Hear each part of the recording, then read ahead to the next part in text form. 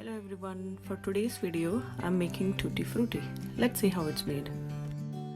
Firstly, I've taken raw papaya, peeled it with a peeler and chopped it into small pieces using a chopper like this.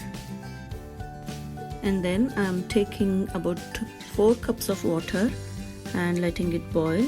Once it comes to boil, I'm adding these chopped papaya pieces to it and letting it boil for about 5 to 6 minutes.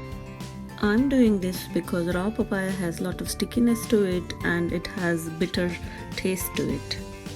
Once it's boiled for 4 to 5 minutes, it becomes translucent and now you can strain it, something like this.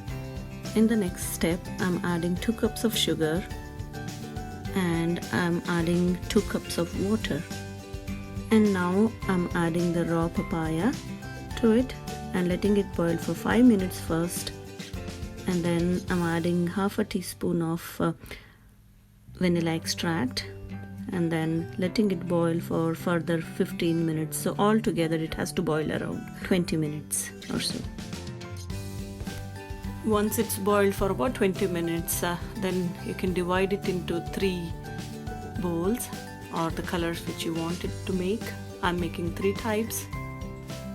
And then I'm adding a teaspoon of food color in each. I'm using red, yellow and green.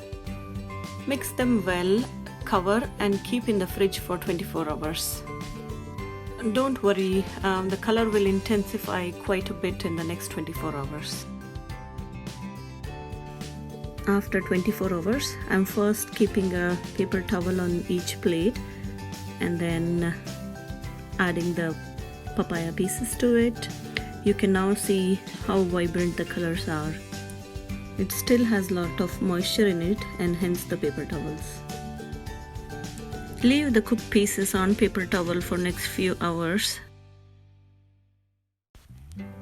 And here we go, our Tutti Frutti is ready.